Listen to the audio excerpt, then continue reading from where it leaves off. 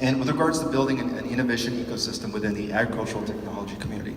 And stepping back on LARTE in general, I'll first say that we're by no means unique in this. We sort of have our own story that we've built and how we're working with early stage ventures that are science-based. There's a lot of other individuals here and organizations that also work with entrepreneurs. You know, Stan Tomzik's back there, good friend of the organization, and the work that Ann and Jim are doing working with entrepreneurs is fantastic as well. So there's a lot of organizations and mental heft here that you guys can tap into.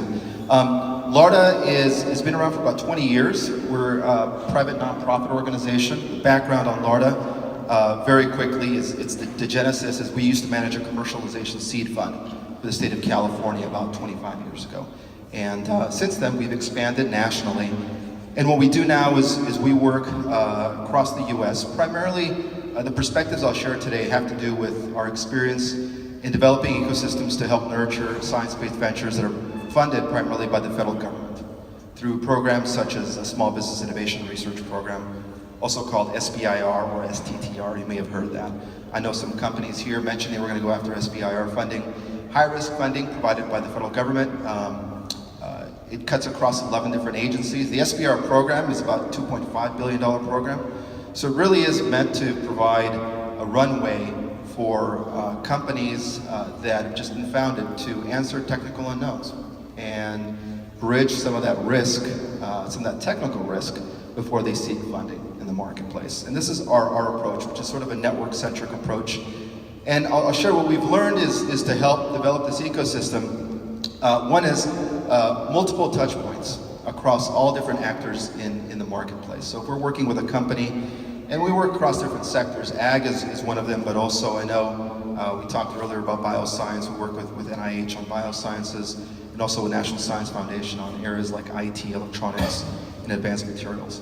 But we surround the entrepreneurs that we work with, because they are scattered all across the US, including quite a few here in California, with professional mentors. So that's number one, is rather than subject matter experts, with people that are actually steeped into the science and understand where the market's going, where the science is going, have their own networks of themselves that they can provide to the company versus a generalist.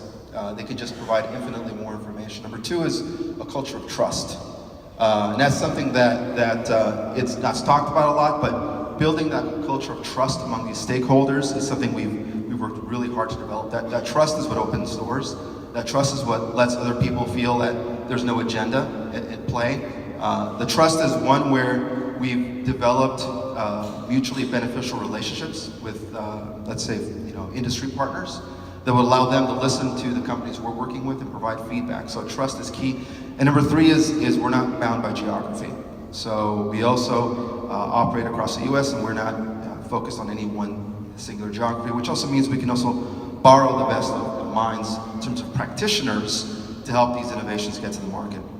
So this is just a slide that amplifies what I mentioned before on building that culture of trust. One of the ways that manifests itself, rather than just saying it, is we actually did it. We're not a conference company by any means, LARTE, but what we did is about 2009, we launched an event called the Ag Innovation Showcase. And we sought out one of the leading plant science centers in the US, Danforth Plant Science Center, and we said, hey, let's put together an event and bring together practitioners, early stage ventures, that are coming and addressing the ag space, whether it be from the area of genomics, IT, some of the innovations on the fringes, which is where a lot of interesting stuff happens, including folks doing plant biotechnology, and have conversations around these stakeholders, right? So here's some of the topics, right? So knowledge and trust come from identifying these topics and having a conversation around things. So we talked about things like precision ag, future of agriculture, technologies like CRISPR, data-driven technology, years before they became local, mainstream, in the lexicon. And what this allows us to do is have meaningful interactions with large companies, with Syngenta, with Dow, with Land O'Lakes, with the organizations that are both the acquirers and those looking to license technologies, but also with investors, with family offices, people that are increasingly putting funding into this space, and including the early stage companies. So that's what I meant by building a trust around this ecosystem. Having even discussions like the view from the farm, speaking with farmers about what are you implementing on the farm? Rather than a myopic Silicon Valley perspective of thinking, I'm going to create a really interesting app, and I'm going to throw it over the fence, and because it can, generate this data, it'll be actionable, and somebody will want to buy it. We worked a little backwards and said, what are they piloting? What do they want to see on the farm? What's working for them? What's not working for them? Things of that sort. A couple case studies before I'll stop. Stony Creek Colors, which is an interesting company. Sarah Bellows in Tennessee. This is a story. Every company is a story. This is a story of reuse. 100 years ago, we started moving toward synthetic dyes for your jeans and petrochemical-based dyes. Sarah had an idea of saying, why can't we go back to what was happening before that time and have natural dyes from the indigo plant? The challenge is trying to get the product from natural indigo to work with existing processes, integrated, is very difficult. But what she did is she also found that there was a lot of tobacco farmers that needed to move away from traditional tobacco farming, but needed a crop that was sustainable and also can bring them economic benefit. So we worked with Sarah to help her on the commercialization plan and roadmap for her product. She started with us in our USDA program, subsequently moved forward with us. We worked with her to help them develop a plan to get their first employees on board, help develop relationships with potential partners and investors. Eventually they connected with a large denim manufacturing company that would purchase product from her, and also featured them at the Ag Innovation Showcase, got a lot of press, in the interest of Village Capital as well, which provided some initial seed funding, most recently an NSF partnership. Terviva is an interesting company we also are working with. It's another story of land reuse.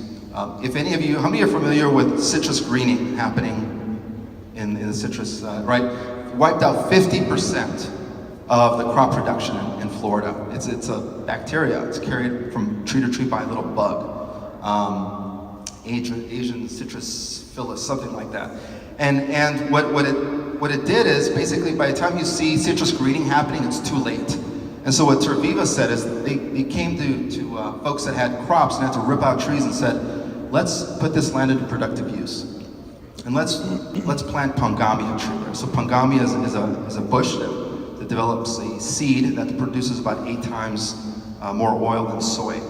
And Pongamia is very robust and very hardy. It will grow anywhere.